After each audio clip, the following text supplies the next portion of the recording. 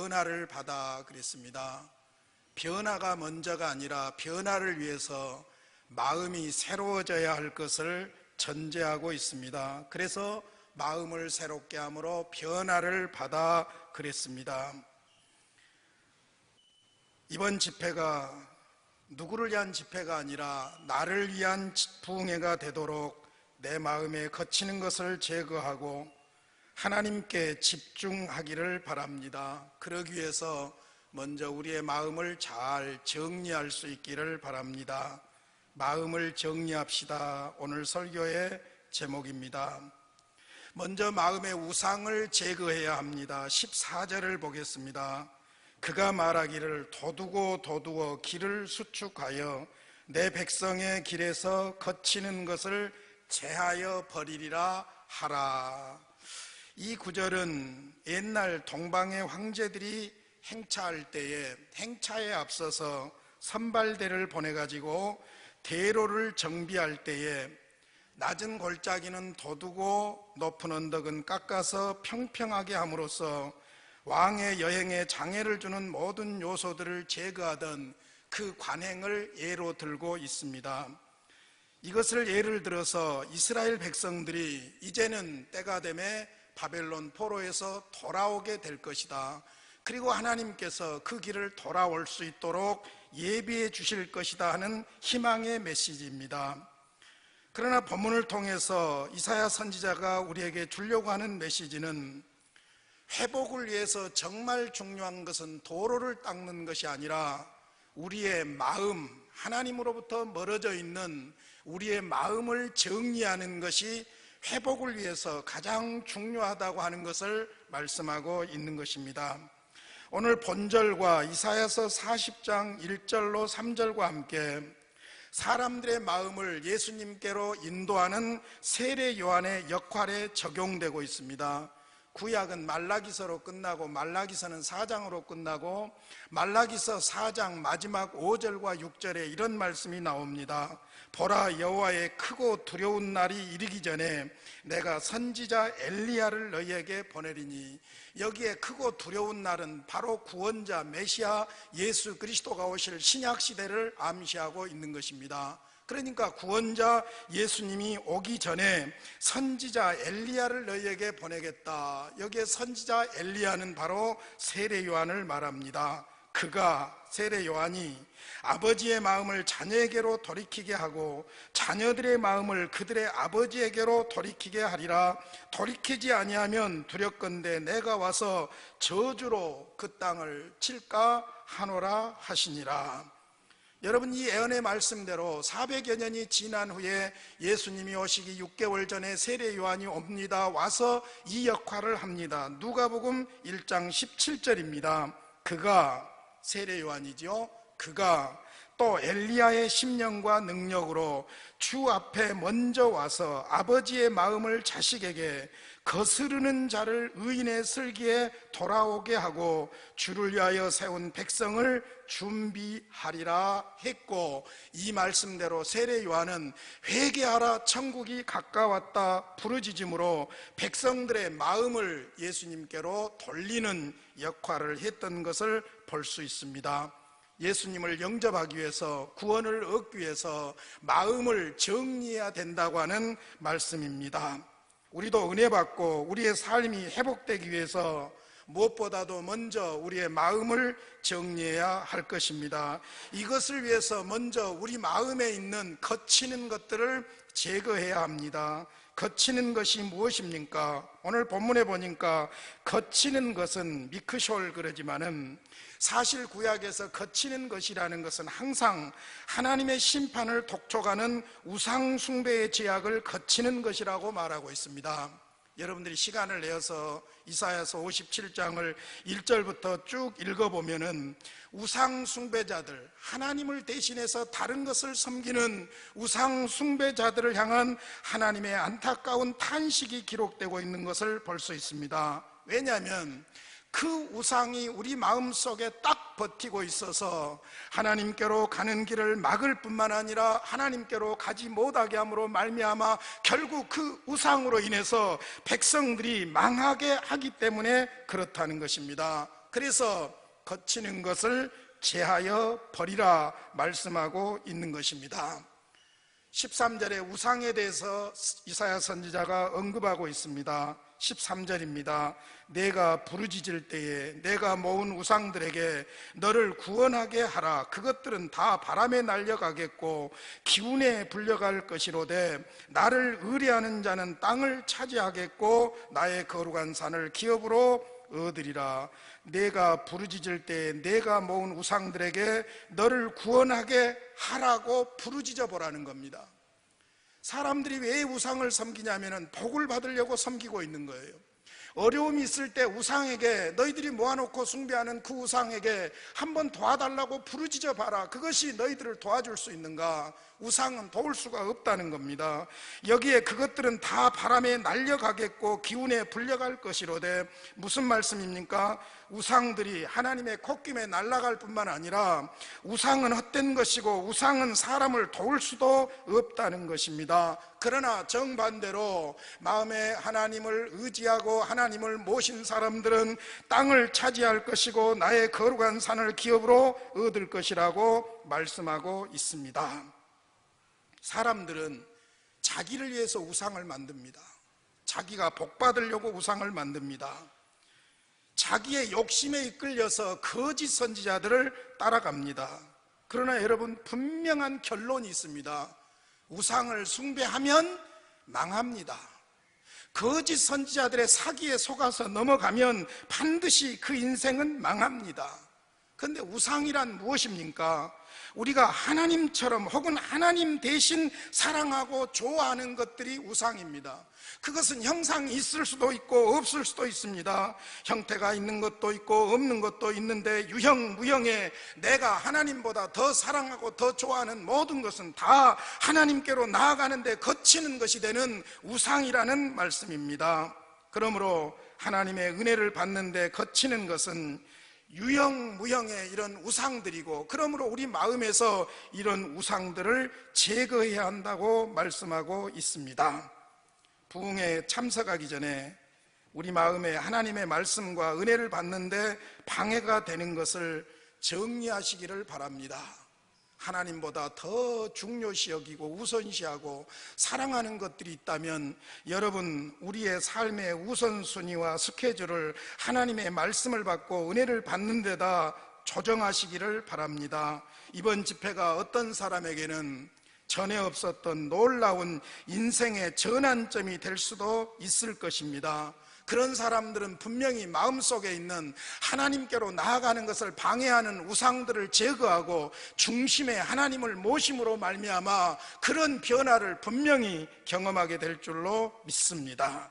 핵심은 하나님께로 나아가고 하나님의 은혜를 받고 하나님의 말씀을 받는데 방해가 되는 우상들을 우리 마음에서 먼저 제거하시고 그것을 제거하게 해달라고 기도하시면서 동참하시기를 바랍니다. 두 번째로는 우리 마음을 하나님에게 집중해야 합니다. 오늘 사실 메시지의 핵심이 15절입니다 15절 우리 같이 한번 읽겠습니다. 시작.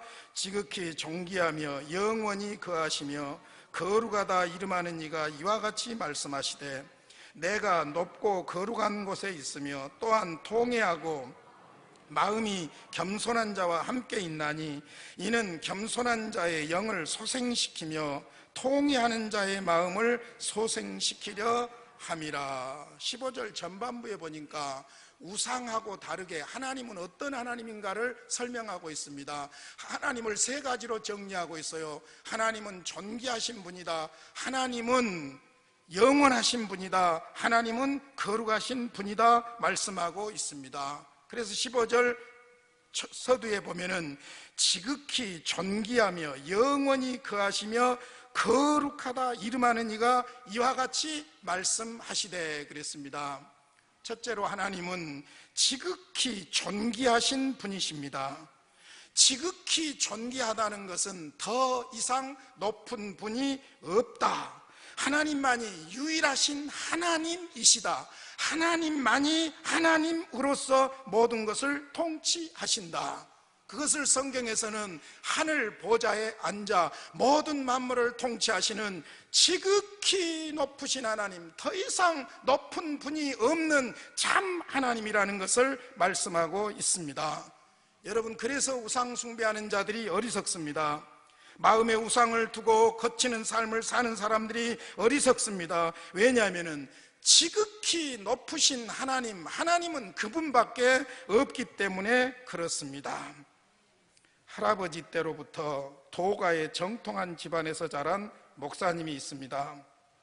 그는 도교의 책을 읽고 공부를 해서 속칭 도통한 사람이었습니다. 이 사람이 충남대학교를 다니면서 계룡산 신을 불러서 신과 대화하는 신접한 경지까지 이른 사람이에요. 근데 이 사람이 가만 보니까 계룡산 신보다 높은 신이 있더랍니다. 한라산 신이에요. 그래서 한라산 산신령을 불러가지고 대화를 합니다. 한라산 산신령과 대화를 하다 보니까 한라산 신령보다 더 높은 분이 있어요. 백두산 신령이에요. 그래서 백두산 신을 불러가지고 신접한 대화를 합니다. 그런데 생각해 보니까 백두산보다 더 높은 히말라야산 신령이 있더랍니다. 그래서 그분을 불러가지고 대화를 하고 했습니다. 그러다 보니까 끝이 없어요. 히말라야 산, 그 산보다 더 높은 어떤 신이 있지 않을까, 그런다면 그 신과 대화를 해야 되지 않을까 하고 고민하던 중에 교회에 갔더니 교회에서 하는 말씀이 여호와는 지극히 높으신 하나님이다, 그 말을 들은 거예요. 아, 그러니까 산보다도 더 높은, 지극히 높은 분이 계신구나. 그래서 그가 기독교에 심취하기 시작합니다. 그래서 예수를 구주로 영접하게 됩니다. 그런데 산신령들하고 그동안 접하고 살았다 보니까 예수를 믿으니까 이 귀신들이 와서 어떻게 귀찮게 한지 40일 금식 기도를 3번이나 했다고 합니다. 그리고는 신학교에 가서 공부를 하고 목사가 되었다고 합니다. 사랑하는 성도 여러분, 우리가 믿는 하나님은 더 이상 다른 신이 없는 지극히 높으신 하나님뿐인 하나님이신 줄로 믿습니다. 두 번째로, 하나님은 영원하신 분입니다. 영원이라는 관점은 우리 인간의 차원에서는 상상할 수 없는 시간입니다. 왜냐하면 이 세상 만물과 인간은 모두가 다 시작이 있고 끝이 있습니다. 시작이 있고 끝이 없는 것이 없습니다. 그래서 사람에게는 생일이 있는가 하면 죽는 날이 있습니다. 세상에 존재하는 모든 것은 다 시작이 있고 끝이 있기 때문에 영원이라는 단어를 감당할 수가 없는 것입니다. 그러나 하나님은 어떤 하나님이냐? 영원부터 영원, 시작도 끝도 없는, 영원부터 영원까지 존재하시는 하나님이신 줄로 믿습니다. 할렐루야. 세 번째로, 하나님은 거룩하신 분입니다. 하나님은 불의함과 불순함과 그리고 불완전함이란 찾아볼 수 없는 퍼펙트, 완전하신 하나님이십니다. 완전히 순결하시고 완전하신 하나님이 바로 우리가 믿는 하나님입니다. 깨끗하지 못하고 불완전한 것은 거룩한 것이 아니지만 하나님은 거룩하신 하나님이십니다. 할렐루야. 우리가 살아가다가 어려움을 당하고 외로울 때도 있고 고통을 겪을 때도 있어요. 내가 어떻게 할 수 없는 문제로 고민할 때도 있어요. 그럴 때 여러분, 우상을 숭배하면 의미가 없습니다. 도와주지를 못합니다. 그러나 우리가 믿는 하나님은 지극히 높으신 하나님이시고 영원하신 하나님이시고 거룩하신 하나님이셔서 나의 문제보다 크시고 어떤 원수보다도 위대하시고 어떤 고통보다도 더 크신 하나님이 우리가 믿는 하나님이십니다. 여러분, 이 하나님을 믿는 믿음이 우리의 생활 속에서 실제적인 위로가 되는 줄로 믿습니다. 우리 둘째 손녀가 아프고 나서 고기가 먹고 싶다고, 할머니 소고기 좀 해주세요. 그래서 제가 그 전화를 듣고 옆에서 그랬어요. 제 어렸을 때를 생각하고 제가 힘들게 살았던 날들을 생각하면서 너희는 좋겠다, 뭔 복이냐. 고기 먹고 싶으면 고기 해주라는 부모 있고 찾아갈 부모 있고 무슨 복이냐. 여러분, 인간적으로도요, 부모가 있다는 것, 형제가 있다는 것, 내가 힘들 때 위로해 줄 자가 있다는 것, 얼마나 큰 위로인지 몰라요. 하물며 여러분, 인간은 인간일 뿐이고 인간은 인간으로서의 한계가 있지만은 지극히 높으신 하나님, 영원하신 하나님, 거룩하신 하나님이 우리와 함께 하시니 이거야말로 실제적인 위로인 줄로 믿습니다. 할렐루야. 그렇다면 그 하나님이 어떤 사람과 함께 하십니까? 다시 15절을 보시면요, 통회하고 마음이 겸손한 사람과 함께 하십니다. 15절을 다시 읽겠습니다. 시작. 지극히 존귀하며 영원히 거하시며 거룩하다 이름하는 이가 이와 같이 말씀하시되 내가 높고 거룩한 곳에 있으며 또한 통회하고 마음이 겸손한 자와 함께 있나니 이는 겸손한 자의 영을 소생시키며 통회하는 자의 마음을 소생시키려 함이라. 여러분, 하나님이 지극히 높으신 하나님이라 높은 보호자에만 계신 것이 아니라 인간과 함께 하신다는 거예요. 그런데 어떤 사람들과 함께 하냐면은 통회하고 마음이 겸손한 자. 여러분, 구약 성경에서 통회하고 마음이 겸손한 자는 하나님을 믿는 자들의 대명사예요. 시편 51편 17절에 보니까 하나님의 구하시는 제사는 상한 심령이라. 통회하고 같은 말이에요. 상한 심령이라. 하나님이여 상하고 통회하는 마음을 주께서 멸시치 아니하시리이다. 이사야서 66장 2절에 보니까 나 여호와가 말하노라 나의 손이 이 모든 것을 지어서 다 이루었느니라. 무릇 마음이 가난하고 심령에 통회하며 나의 말을 인하여 떠는 자 그 사람은 내가 권고하려니와 그랬어요. 여기에 통회하다, 다카, 이 말은 깨어지고 부서지고 잘 쪼개어진 어떤 물건을 가리킬 때 다카, 통회 그럽니다. 그러니까 자신의 죄성과 자신의 무가치함과 죄로 인한 자신의 비참함을 철저히 깨닫는 사람, 그 사람이 누구냐? 통회하는 사람이에요. 통회하는 사람, 상한 심령이에요. 하나님은 그런 사람과 함께 하신다는 것입니다. 구원 문제에 관한 한 바로 이 같은 의식을 갖고 있는 자만이 예수님을 구주로 영접할 수 있고 그런 사람이 구원을 받게 되는 줄로 믿습니다. 누가복음 18장 예수님의 가르침에 보면은 세리의 이야기가 나오고 바리새인의 이야기가 나옵니다. 세리는 바리새인들이 무시하는 사람이에요. 그런데 세리는 하나님 앞에서 나는 죄인이라고 감히 고개도 들지 못하고 기도합니다. 하나님은 그를 의롭다고 했다는 것입니다. 그러나 바리새인은 끝까지 자신의 의를 자랑하고 교만했습니다. 하나님은 그를 의롭다고 하지 않았다는 것입니다. 사랑하는 성도 여러분, 우리가 아무리 오랫동안 하나님을 섬기고 봉사했을지라도 우리 마음이 깨지지 않고 우리의 마음이 겸손하지 않고 하나님을 진심으로 의지하지 않으면 은혜를 받을 수가 없습니다. 교만하면 하나님의 말씀을 들을 수가 없기 때문입니다. 할렐루야. 그런데 15절 하반절을 자세히 보세요. 이런 통회하고 겸손한 마음을 가진 자들에게 나타나는 결과가 있어요. 두 가지 동사로 정리가 됩니다. 첫 번째로는 하나님이 그 사람들과 함께 사십니다. 우리 성경으로는 자세히 잘 안 나타나요. 그러나 15절 보세요. 통회하고 마음이 겸손한 자와 함께 있나니 그랬어요. 하나님은 높은 데만 계신 분이 아니라 통회하고 겸손한 자, 마음이 겸손한 자, 하나님을 간절하게 사모한 자, 그 사람과 함께 있다. 여기 함께 있다는 말이 라이브, 함께 산다는 이야기예요. 그 사람과 하나님이 함께 산다는 겁니다. 지극히 높으시고 거룩하시며 영원하신 하나님은 통회하고 겸손한 마음을 가진 그 사람과 함께 사셔요. 동고동락하십니다. 먹고 마십니다. 함께 웃고 함께 웁니다. 고난에 슬퍼하고 함께 도와주십니다. 주님이 말씀하신 대로 너희가 내 안에 내가 너희 안에 있어서 우리 안에서 살아 계십니다. 할렐루야. 다시 이사야서 66장 1절과 2절입니다. 나 여호와가 말하노라 내 손이 이 모든 것을 지었으므로 그들이 생겼느니라. 모든 존재하는 것은 하나님이 지으신 거예요. 물은 마음이 가난하고 심령에 통회하며 내 말을 듣고 떠는 자 그 사람은 내가 돌본다.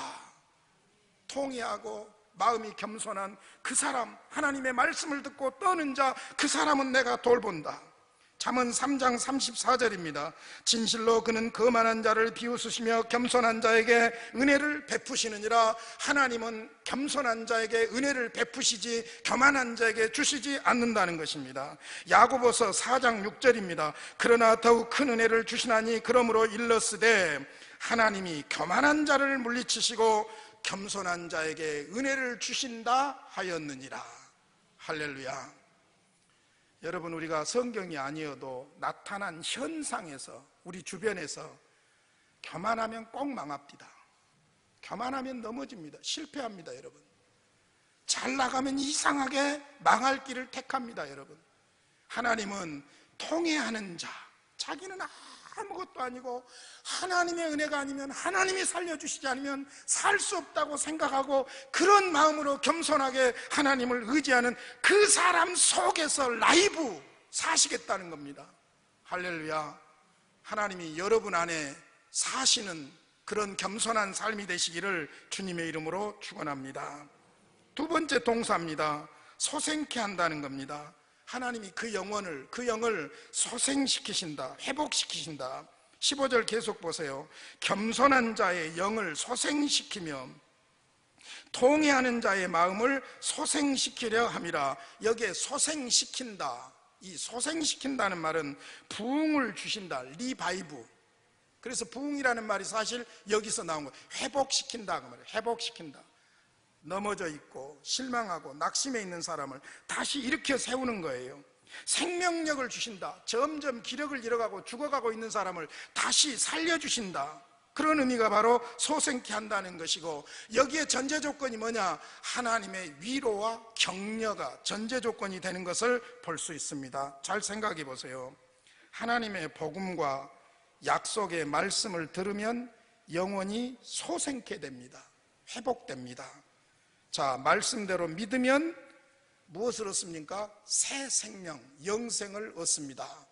요한복음 3장 16절, 하나님이 세상을 이처럼 사랑하사 독생자를 주셨으니 이는 그를 믿는 자마다 영생을 얻게 하려 하심이니라. 이 말씀대로 통회하고 겸손한 마음으로 받아들이면 영생, 새 생명을 얻습니다. 뿐만 아닙니다. 성도들이 하나님의 말씀을 들으면 힘들고 어려운 상황에서 새 힘을 얻습니다. 새 생명을 얻습니다. 시편 119편 50절입니다. 이 말씀은 나의 고난 중에 위로라. 주의 말씀이 나를 살리셨기 때문이니이다. 할렐루야. 우리가 고난 받고 있을 때에 하나님의 말씀을 통회하며 겸손하게 받으면 그 말씀이 나를 살리실 줄로 믿습니다. 어떤 경우에는요, 성령에 의해서 주어지는 한 구절 말씀이 나를 살리는 생명이 됩니다. 그러므로 우리는 성령의 인도하심을 따라서 하나님의 말씀을 잘 들어야 할 줄로 믿습니다. 말씀을 마치겠습니다. 사랑하는 성도 여러분, 이번 집회에 은혜 받기 위해서 마음에 거리끼는 우상들을 다 제거하시기를 바랍니다. 계곡처럼 깊이 패여있는 열등감도 메꾸시고요, 언덕처럼 높이 솟아있는 거치는 교만한 것도 다 깎아내시고요, 유형무형의 주님보다 더 사랑하는 돈이 됐든 자식이 됐든 아니면은 내가 좋아하는 취미 활동이 됐든 어떤 것이든 여러분 앞뒤 전후 우선순위를 정리하시기를 바라고 조정하시기를 바랍니다. 마음에 복도 있고 저주도 있고 마음에 천국도 있고 지옥도 있습니다. 안 믿는 사람들도 세상 만사 마음먹기 달렸다고 합니다. 여러분, 우리가 모셔드린 예수님은 우리 마음속에 계십니다. 그러므로 마음이 새로워져야 됩니다. 마음의 변화가 일어나야 됩니다. 그러므로 마음을 새롭게 함으로 변화를 받을 수 있습니다. 마음을 정리하시고 이번 부흥회가 나의 운명을 바꿔놓은 결정적인 부흥회가 되기를 주님의 이름으로 축원합니다. 우리 아버지 감사합니다. 오늘 또 말씀해 주시니 감사합니다. 주여 불쌍히 여겨 주시옵소서. 우리에게는 알게 모르게 유무형의 우상들이 내 마음에 있습니다. 그것이 우리에게 거치는 것이 되어서 하나님께로 가는 길을 가로막고 말씀을 듣는 것을 가로막고 은혜 받는 것을 가로막고 있습니다. 주님 제거하여 주시옵소서. 주님에게 집중하게 하여 주시옵소서. 말씀에 집중하게 하여 주시옵소서. 이번에 은혜 받게 하시고 새 힘을 얻게 하시고 내 삶의 이후가 이전보다 아름답도록 도와 주시옵소서. 예수님의 이름으로 기도하옵나이다. 아멘.